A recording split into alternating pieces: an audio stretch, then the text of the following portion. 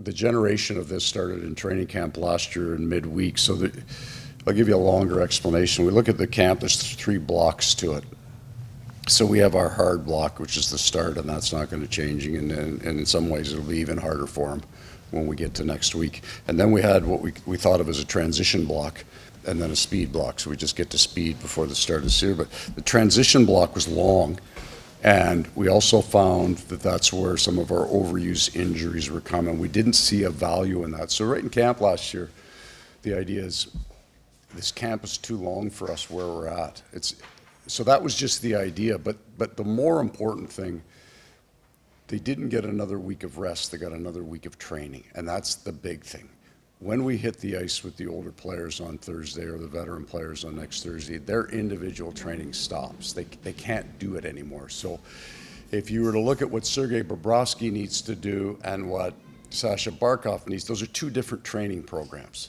So we finished the season a week earlier. We thought if we give them another week of training, we could kind of capture what they needed was more training time. So it wasn't about making it easier for them. It wasn't that.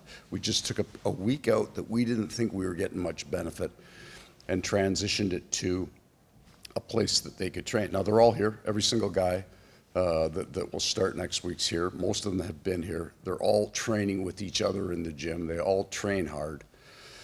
So for their individual preparedness and for the regular season, they're going to get much more benefit from individual training another week. It's the challenge of shortened off seasons that some of the training, we just can't get to some of the stuff that they like to do. So they're training hard, and we're not coming off. Our next week will be every bit as hard as it's ever been. So it's not going to be an easier camp for them. It's just not going to be as long. I think one of the last things you said going into the off season after the break on that was you just did that with the assistants to lay out the camp. Yeah. So this was it. Yeah. This was done, right? And again, it started a year ago. So, I think it was, coaches were kind of complaining, we were bitching is what we were doing, that that week wasn't making us better. And then Bill asked the question that he always said, well, why do we do it that way then? So part of it is the layout of the exhibition games. You have to, so all of this, and then the nice byproduct for us is next year we're going to this, the league is going to a shortened camp. And we will have a year of experience in terms of the things that we do want to change a little bit. But our training camp, when you talk about is it going to be as hard as last year, they played a lot of hockey. We're running the exact same drills to the exact same duration for the first 4 days of camp. We're not changing that. How much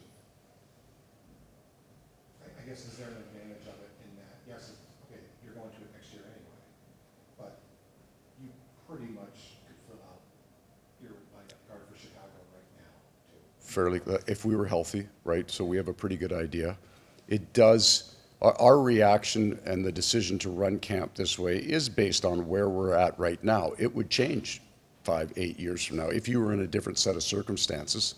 But with what we have, the number of exhibition games our top end guys feel like is in their wheelhouse is 2 to 3.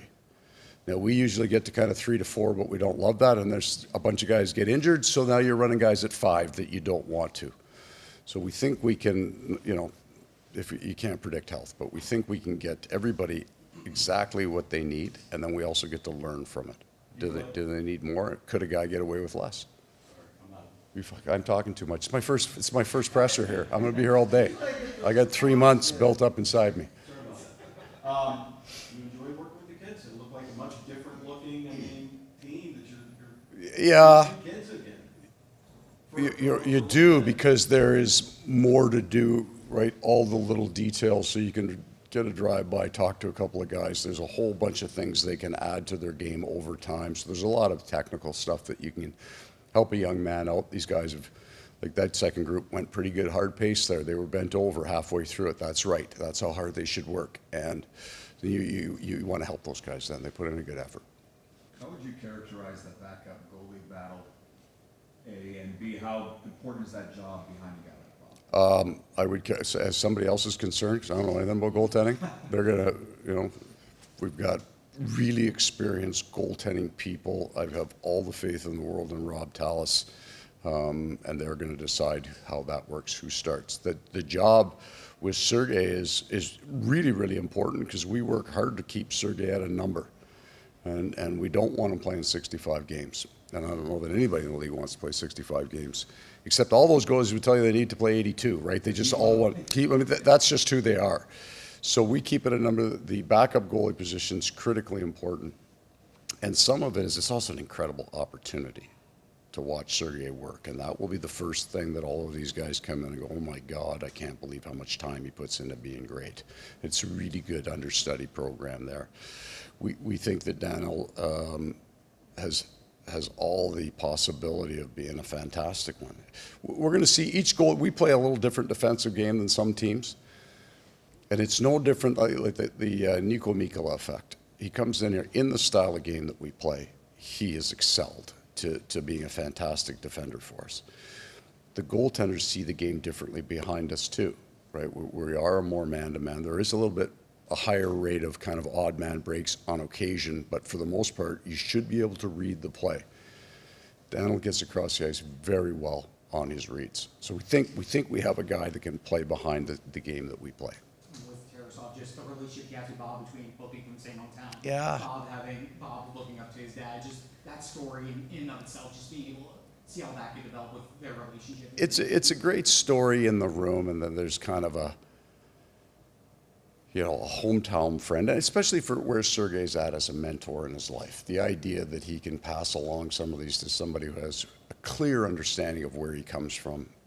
There's going to be a great respect for Sergey. And so I think there's great open lines of communication between the two, which means the young man is going to get a great tutor.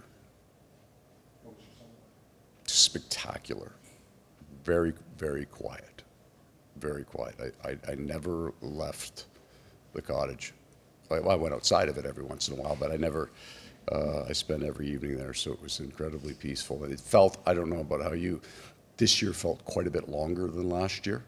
Some of it was, it's a different emotion coming out of it. Coming out of the 2 years ago, it was euphoria, right? This one was more of a sense of accomplishment. 3 days after you were on vacation, you were on vacation. So it felt like we got more recovery time. That's kind of the general from the fellas they came back. It wasn't as hectic this year, so I think we're ready to go. Have you done your cup day yet? It's all gone. Yeah, I want to be done with all of it by the time I get to training camp. So I'll still swing by. There's a few people I'll swing by. Did you do the cottage, I guess? I would just say, George, it was a very minimalist event. It was literally, we did nothing. That's accurate. Well, not even, like nothing is accurate. You take it on the way? Nothing. Jet ski? Literally. Literally nothing. Coach, obviously, Did you, when you left here? Yeah. For the parade, and people said their goodbyes, and you scattered to your various cottages and lakes all over North America, did you expect that Aaron and Sam and Brad would be joining you in September? So the answer is going to be yes, or I wouldn't have left. Because if all three go, there's a lot of heavy lifting that has to happen July 1st. And I have input on it. It's certainly not my decision, but I would have needed, I feel, to have been here. But my sense was, I believe I left.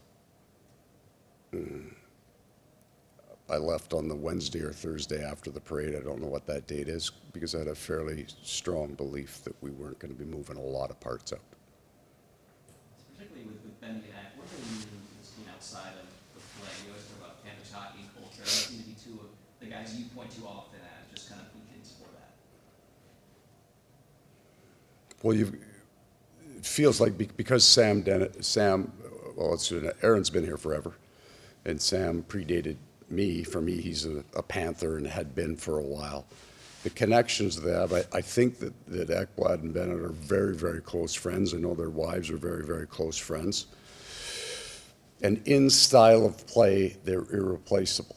There just isn't a lot. There just are not a lot of Sam Bennetts out there. And then even if you you just look different. You can't play to the same effect that you could play before. The normal progression it seems, on teams that win or get very close to winning, that in each of the year after they lose players. It's just almost inevitable, right? While they're still very powerful teams, when they sit in the room, they go, we're not quite as good. And it's not like an injury. Matthew, he's coming back. That'll be like a great trade for us. We're going to bring in a guy like Matthew Tkachuk, exactly like him, some point in the season, right? That's the great ad that we'll have. But when you lose those guys, there's a sense in the room that you're not quite as good as you were. And that's insidious, and you have to fight it. So they come back in. They're all looking around the room going, this is ours now. This is so many of these guys are going to play their careers here. It's a real strong feeling.